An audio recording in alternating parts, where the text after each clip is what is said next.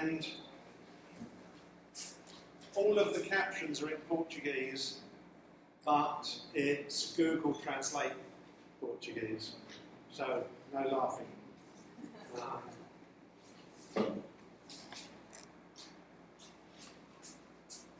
I can't remember what it says though. So I hope it. Does it sound good? Yeah. Okay.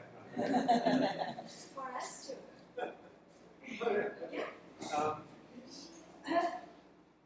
I can't remember what that says either. It's okay. I'll start to remember as we go on. This is the plan. This is the structure. This is what I think we have done. This is what we've achieved. Categorized or classified. So, yeah, some introduction, but then our first achievement is to make learning or education richer, enhanced. The second demonstration achievement is to make it bigger, to extend it. More people, more countries, more types of people, maybe. Our third achievement, not a big achievement, is to build some theory. Our fourth achievement is about motivation, engagement. And our fifth achievement is to build sort of a community. But first, the introduction. I think the definitions are important. What does that say? How they can help us use conceptions and Personalities and phrases. comprehension, and our conceptions and comprehension. Okay, yes. It's about how conceptions form our actions. It seems as if there are a spectrum or a continuum of definitions, and the early definitions were about the technology, the devices.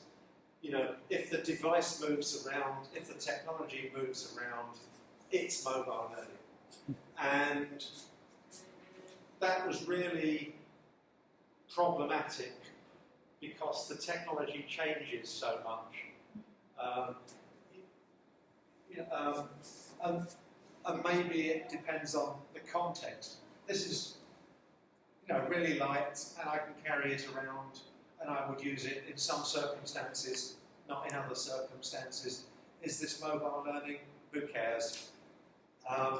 But in terms of working with ministries, of working with institutions, of working with funders, these definitions were really difficult.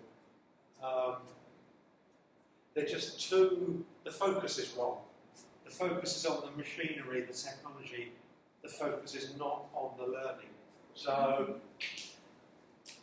I think then most people move on to this definition, which is about the learning moves around, not the technology, not the devices, because it's important about moving from one situation to another, from one context to another, moving from the school to the home, or moving from the individual to the community. That's the important thing.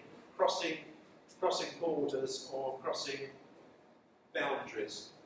And I think, if you like, historically, that's where we are now. That mobile learning is about, the learning is moving around, not the technology really. But then I'm interested in this, the idea that actually it's the whole of our societies or our cultures which are moving around. And this definition is really quite conservative because it says, okay, the learning is moving around, but it's still the same learning. It's still the same, it's still universities, colleges, schools, it's still curriculum, textbooks, just that it moves around. And I'll try to say more about this because I think it's important that the technology means the learning comes from the people as well as going into the people. So and I did some work for UNESCO, and I was trying to say this is an important difference because this means the Ministry of Education. This means every ministry. You know, economics, employment, community strengthening, you know, everything is to do with a society that moves around, not just the Ministry of Education. Yeah, so this is my first definition. And somewhere here, 1, 2, 3, 4. Schools, colleges, universities, but still people in the system just being taught the same stuff with kind of sexy technology. You know, so what's the big deal? What has changed?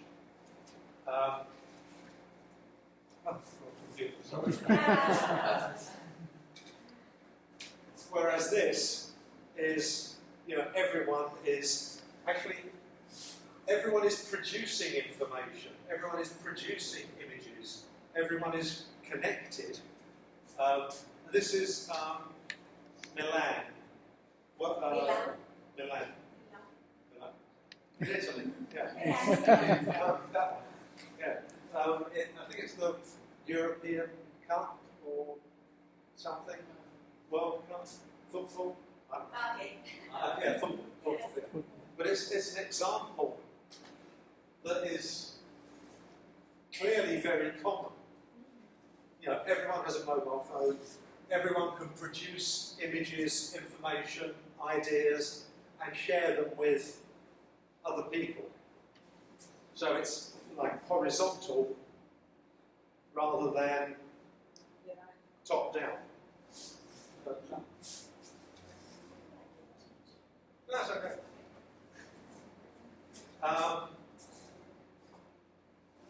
So this was an attempt to put it into words, to say it's an epistemological issue. It's about how knowledge or learning are produced, where they are produced. You know, is learning produced in a lecture theatre? Is learning produced in the community? Who owns it? Who controls it?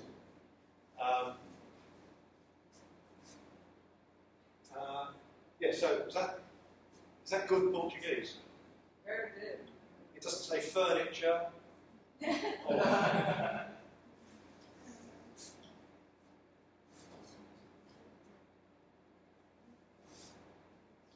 yeah. The computer does it for me. Yeah, so this was an example from earlier.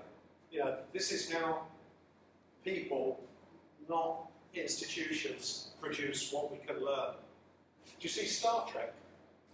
Yeah. So that bit where he says it's education, but not as we know it, you know? And the same is true for apps and YouTube and Wikipedia. Now this is a different ecology of information and ideas because it means knowledge is more fluid, knowledge is transient, it keeps changing because people keep making it. And that's in some ways quite difficult because The type of knowledge you can produce might be produced by Al Qaeda, or it might be produced by people that say the Earth is flat. So it's a different world. It's not a better world or a worse world, but it's a different world. Sorry, what did this one? Understanding students. Okay, so in relation to this project, it was partly saying that we need to know the habits and the preferences, the behaviour, the access, the technology of those people we want to work with. Apparently Facebook is the world's third largest country. It's a foreign country. They do things differently there. You know, the ethics are different in Facebook. You know, ethics in terms of what's funny and what's not funny, or what's the right language, what's the wrong language, or dialect. You know, what's the right kind of social interaction, what's the wrong kind of social interaction. It's a different country. When you say try to understand our students, do you mean that we need to know which kind of mobile device that they have, and if they like Facebook or YouTube, or are you talking about Everything. Everything. I mean, partly because some of us came into the idea of mobile learning because we were working in e-learning. And e-learning is like an electronic classroom, you know, where you know what everyone is doing, you know when they're doing it, you know where they're doing it. And mobile learning looked like a much better version of e-learning. And that was where we made the big mistake, because it's not institutional, it's not fixed, it's part of everything, part of real life. And so people with mobile phones are not students, they're just people. And how they use mobile phones is informed by their friends, their families, not like a classroom. But certainly early on, this is our first achievement, we thought we had made e-learning more personalised. Everyone could do it differently. And we thought it was contextual. It could relate to where you were, and who you were, and your history, and then maybe your personality. It was collaborative, that it allowed people to connect together. It was situated, meaning it could be in the real world and authentic, doing real things. So it wasn't abstract in the classroom. And it was agile, meaning that you could change what you were learning instantly as a response to the environment. And it was contingent in here and now. So these were some examples. Do you call it field work? Where like students in geography or ecology or biology go into the field, and they used to have paper and pen, and then do the calculations in the evening. But the technology means that the calculations can happen in real time, which means that field work can be a response or a reaction to here and now. And it's part of maybe a citizen science kind of idea. This is a nuclear power station in the UK. And maybe there's been a change from learning physics, meaning learning the physics of 200 years ago and memorising it, to learning how the physicist's brain works in terms of forming a hypothesis, testing a hypothesis. So you might send kids out to measure pollution in this field, and then you get them to talk about a hypothesis. It depends on the wind, it depends on the temperature, it depends on the trees, and then they can go and test that hypothesis by saying, let's stand by the trees, let's stand in the open, let's stand upwind, downwind, and actually think the way that physicists think. So rather than learning the experiments of 200 years ago, just memorising them, actually thinking, let's treat this as an experiment, let's find out about cause and effect. And there are lots of examples in the UK working with traffic pollution, where you send kids out, you do that in Recife, there's lots of traffic pollution. But where you say, measure the pollution, come back with your data, talk about your data, and then formulate a hypothesis. Is it at the intersections? Is it at the traffic lights? Is it at rush hour? And then go back and measure. Make more measurements so you end up with a hypothesis. And the result is not important. It's not the result that's important, it's the process.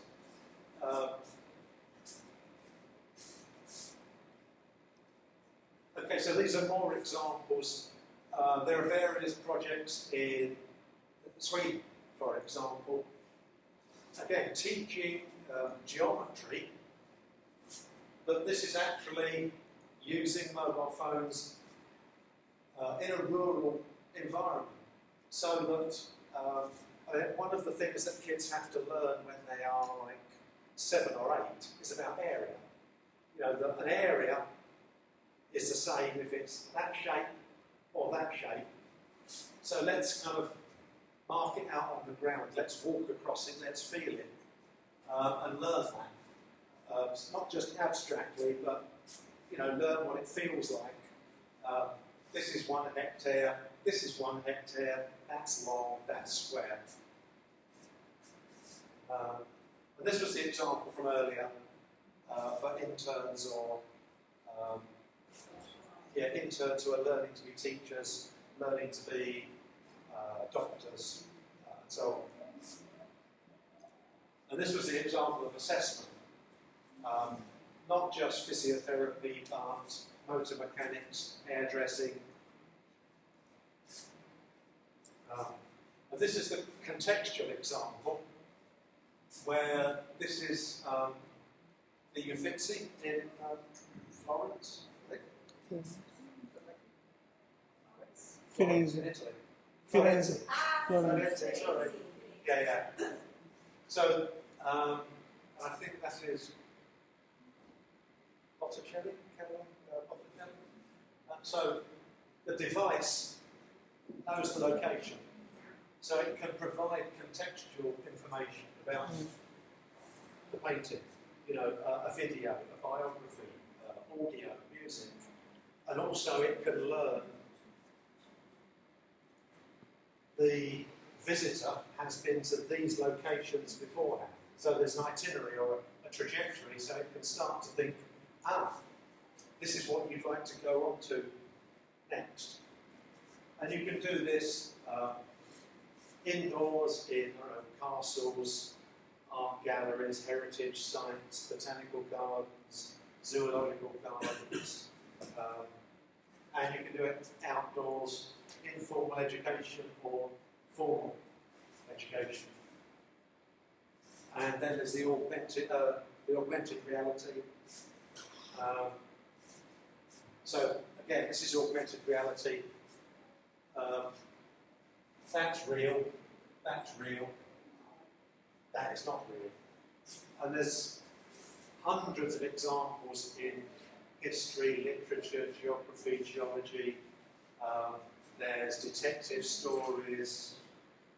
So there was one detective story in London where kids would go from one location to another location, any order, and they would get the murder story from different people in different locations. And then this is Berlin. So that's the Brandenburg Gate, and this is the Berlin Wall. But the Berlin Wall isn't there anymore. But, so this is a creation inside the mobile phone. So you could walk up and you could walk round and so on. Okay, so the second achievement was about distance or separation or the density of population. You know, if it's not dense, you know, where the difficulties are danger, expense, it actually allows you to overcome that distance or that difficulty. And to cross different frontiers, so not just geographical frontiers, but also social or cultural or economic, to reach different groups of people. So, for example, this is a bus station in Kenya, and this is someone who's got bad eyesight. These are the township kids learning maths. These are the kids in Gaza. And of course it's also, I mean, this example may be important because in Gaza or Syria or Palestine, actually the mobile phone network is the most robust or resilient. So in Syria, when everything else stops working, the mobile phone network carries on working.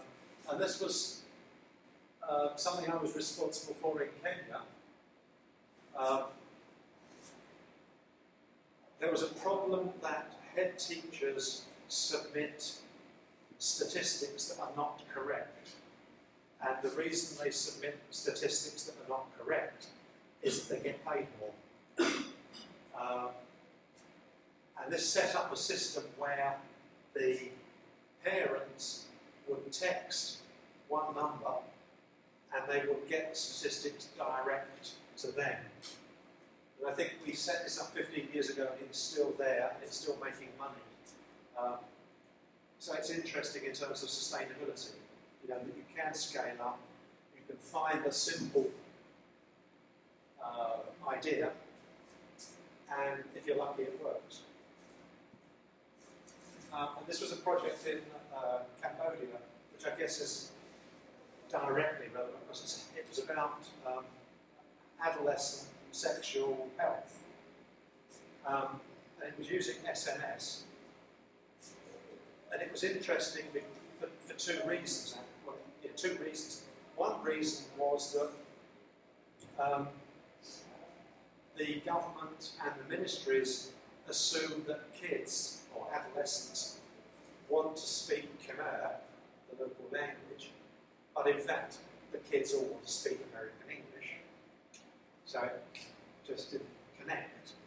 But also it's a very good example of how there are formal messages and informal messages, or formal knowledge and informal knowledge.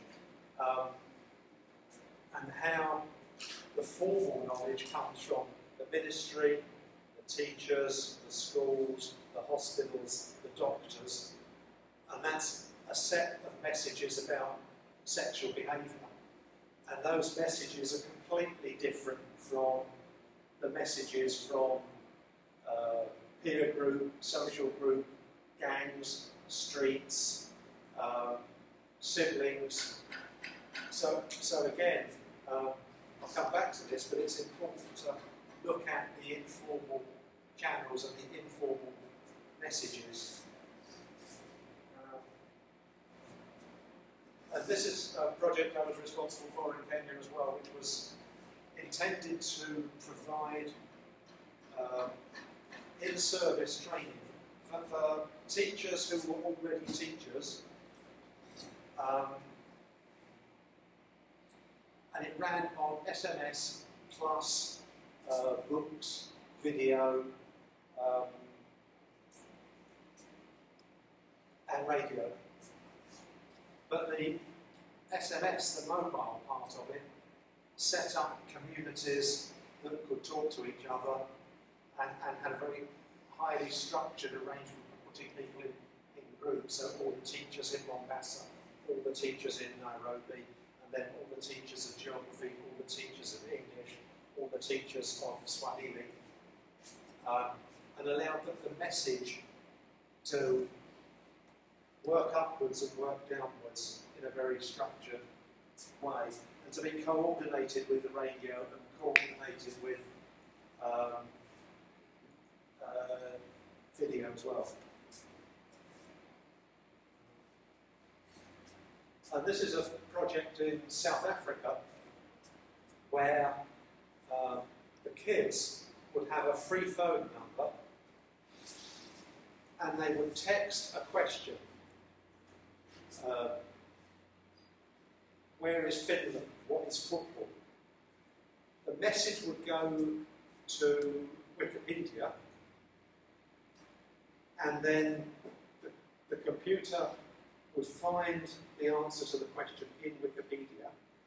It would then use text-to-speech to turn Wikipedia into spoken word, would then phone back and leave the answer in the voicemail.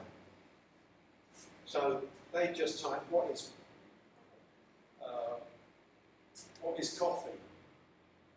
And later they get a permanent message in their voicemail from Wikipedia. But you could do it with any database. So you could do it with a health database. That was quite complex. There's a simpler one. This is much simpler. This was a project just to teach people Greek. When the Olympics were in Greece, people who were German or people who were English could just get a small daily lesson every day. They'd get a lesson in Greek. And there's lots of examples. I mean, there was an example 20 years ago, learning Italian vocabulary. You know, you just get 3 words every day, random. And it also it's very easy to set up a database that answers questions. So, especially a simple one like vocabulary, you know, what is the Greek for football? Easy. You know, you just have a database at the other end.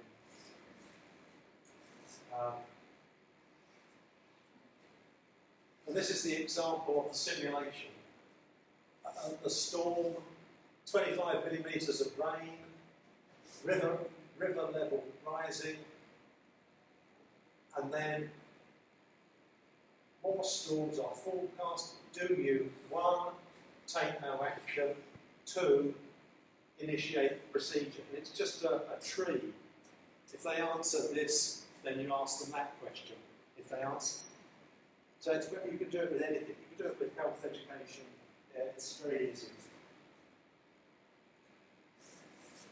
And this is very widespread across Africa. Just producing a whole lot of information, books on these are like $20, $30, and they're just thousands of them.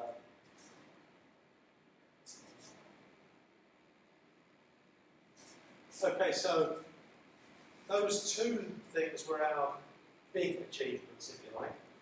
Enhancing learning, making it personalised, contextual, etc., etc. And then also extending the reach, reaching different people, different types of people, different countries. Then the third one is that we may have made some theories. the majority of the theories are really like e-learning theories on a mobile. And maybe they work for formal education, but they don't work for community education. And we don't really have a theory or theories for mobile learning. One of the reasons, I think, is because we're kind of over here. You know, we've had 200 projects, 300 projects, but they've been in this country and that country with adults, with kids, with small kids, with old people. And so it's not a consistent, homogeneous evidence base. So we're trying to join up the dots, but there are not many dots. So we're not, you know, so if anyone tells you this is what mobile learning looks like, they're wrong. They don't know what they're talking about. We're still somewhere here. This could be Frank Sinatra or Albert Einstein. We don't know yet. Okay, this is the easy one. But actually, we think learning with mobiles motivates people. There's no proof. And I think we've created communities of people of expertise, knowledge, experience. So that's like the upside, and this is the downside. What is Can Challenges. challenges? Okay, Is yeah, the okay. program Yeah. in the project Fine. Did you answer? Okay. Yeah.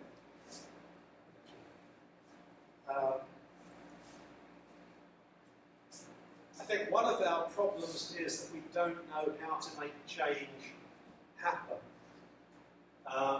And you can look at the work of Everett Rogers about the diffusion of innovation. How does change move through societies, move through organisations, move through cultures? And I guess that's exactly what we're trying to do, isn't it? Is to change people's attitudes, to use information and technology to change people's attitudes. But these theories of Rogers make a big contrast between what's official and formal and what's unofficial and informal. And I think we have to remember this because what it's saying is if you use official channels, so teachers, textbooks, schools, ministries, you make people better informed. You don't change their attitudes, you just make them better informed. They know more things. And actually you need the unofficial, the informal communication, you know, in, I don't know, tavernas, street corners, gangs, to change their attitudes. And these theories date from 1950, 1940. Everything from stopping smoking to farming practice, product development, everything. Same thing. And also it says a lot about the message and what it is you want to change. I mean, I can talk about that later if you like, but it's quite important in terms of public education. And then also, there's a lot of work, starting with a man called Hofstede, about the nature of culture and how cultures are different. And for example, how some cultures like taking risks and other cultures don't like taking risks. How some cultures are hierarchic and some are not hierarchic. how some are authoritarian and some are not authoritarian. And that means that this stuff depends on this stuff. And what works in one culture doesn't work in another culture because they're different. John, Yeah. this formal and informal Yeah. works, they, there is a kind of syncretism. Oh yeah. Yeah. It's not just formal and informal. No. Because they are living together. So Yeah. we have some kind of mixture. Yeah. Oh yes, Yeah. absolutely. Yeah. Yeah, it's an oversimplification Yeah. just to make the point about the conflict or the tension. Okay, so these. John, you can use informal knowledge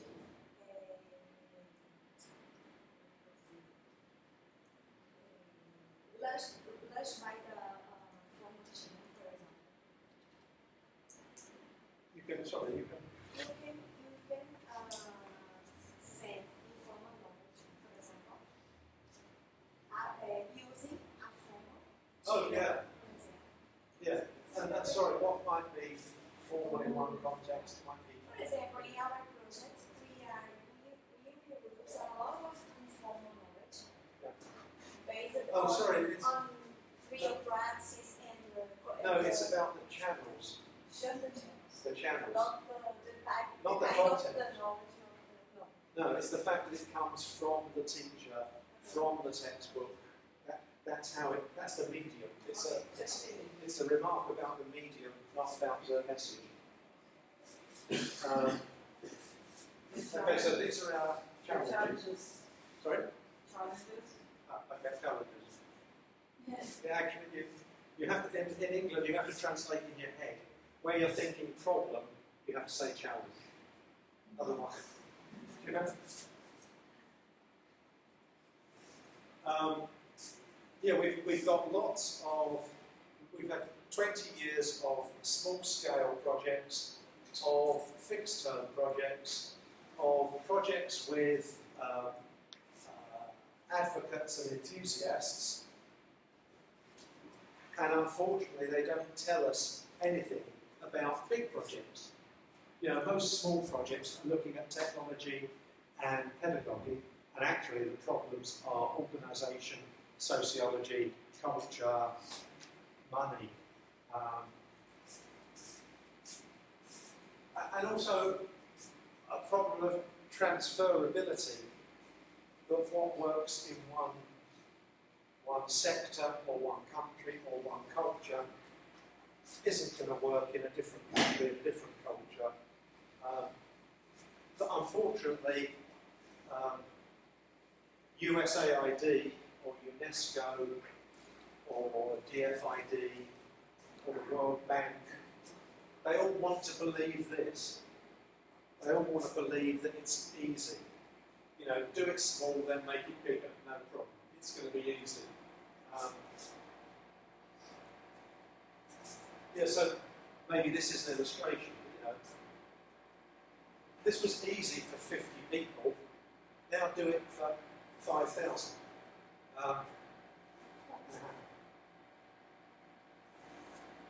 And the other part of that is that yes, there have been big projects. So this was a project called MolNet in the UK, and it was worth about £15 million. So was that 60 million here? Yeah.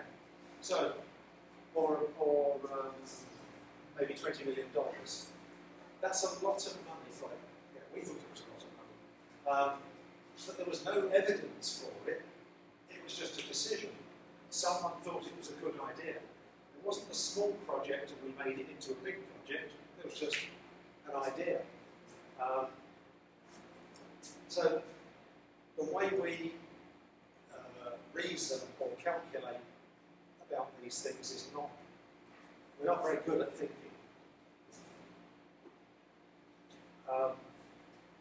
And the same is true for sustainability.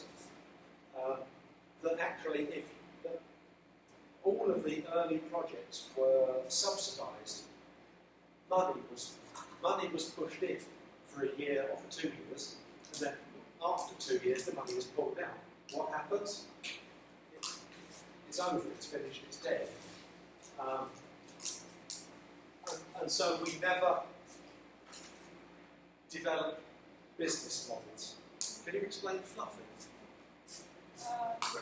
É porque fluffy, se você traduzir literalmente como ele fez, fica fofo, mas em português fica um pouco desastrado. Thank you. Seria como se não tivesse uma evidência. Exatamente. Yeah, so we had no good concrete evidence. We had no good evidence that it worked, and we had no good evidence that it was cost effective. You know, so even if it did work, was it actually the cheapest way of doing it? And this is what journalists used to say to me, that, you know, the evidence is fluffy. They were right, the evidence is fluffy. It's, you know, and that's why sustainability is a problem. Are you familiar with it? From the Bible? Yeah? No.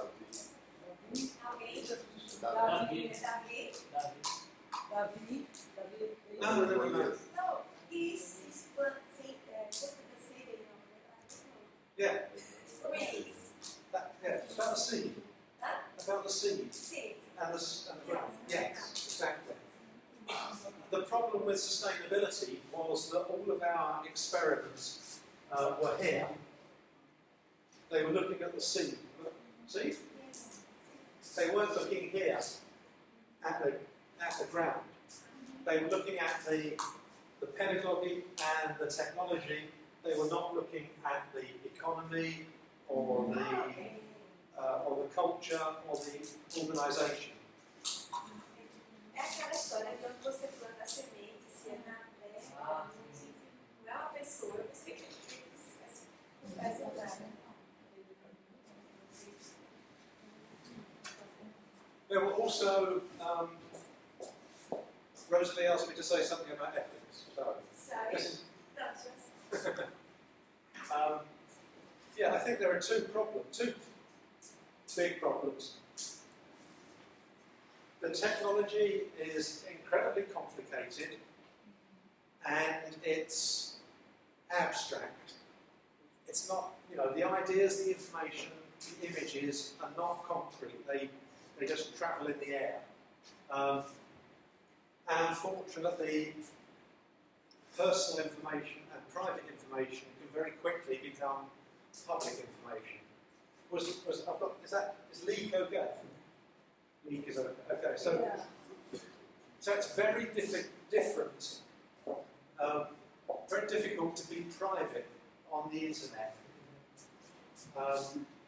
In fact, there was a cartoon or a joke 10 years ago saying, on the internet, no one knows you're a dog. But actually, it's very easy to find out if you're a dog. Yeah, or anything else. Yeah, it's very easy to use the internet to... You could find my address, no problem. You could find my wife's name. You could find out where I went to school. No, yeah. So that's ethically a problem. And a different sort of ethical problem might be that the technology is actually American and that most of it is controlled by global capitalist corporations. The education is generally controlled by national governments, and most of what's happening on mobile phones is in US English. Now that's probably okay if you're an American, but for the rest of us, different parts of it are a problem. Apple has the same size economy as Poland. probably has the same size economy as Mexico. That's and Mexico has a democracy, Apple doesn't. And there's a problem. Yeah, this is, and so for many communities and many cultures, this is the problem. That in Africa, there are 400 languages, and 200 languages are very small. And we're going to connect them to the information superhighway, where everything is in English. So, and it's very difficult to find a balance between preserving your language, your culture, your values, and at the same time taking part in the global economy. And this is also true of learning and knowledge, that most universities in the world are very similar. They're all trying to be the same thing, trying to sell the same product, having the same kind of organisation, and yet their communities are all speaking different languages, different values, different ideas. So again, it's a tension. Sorry, so this is small local communities, and this is globalised universities, and this is the mobile phone network. So that's one ethical issue, and this was the first example of the first kind of ethical issue. These were kids, and they'd been given a mobile phone with a pollution sensor, and on their way home, as they commuted, they would measure pollution. And the school thought this was a really good idea. This was really good science. So they put all of the data on Google Maps or Google Earth, and they made it public. And it was really good publicity. And also, it shows paedophiles where 8-year-old children are walking home. No one thought of that in advance, but you can see that, how the disclosure can be a problem. And then, okay, yeah. I'll be able to speak Portuguese by the time I go home. So this is the problem about 20 years of evidence. That it all comes from small-scale, fixed-term projects with advocates and enthusiasts. So it doesn't tell you much about everyone else.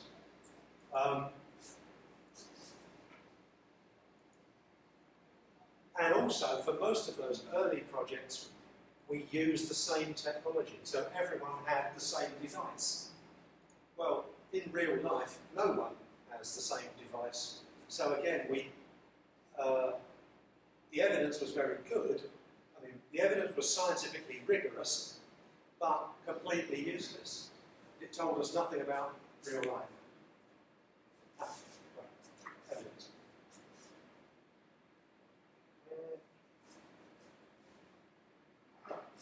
And that's what I forgot. And look globally, look everywhere, things locally. That's so good. I wish I'd written that. No, there's an expression, history teaches us how little we have learned from history. Well, I think that's true here as well, that we spent 20 years doing the wrong thing. And actually, what's really important is your experiences and your understanding about your experiences, because actually no one else's experiences are particularly useful. Okay. What happened? questions and discussions. Right. Okay, I'm just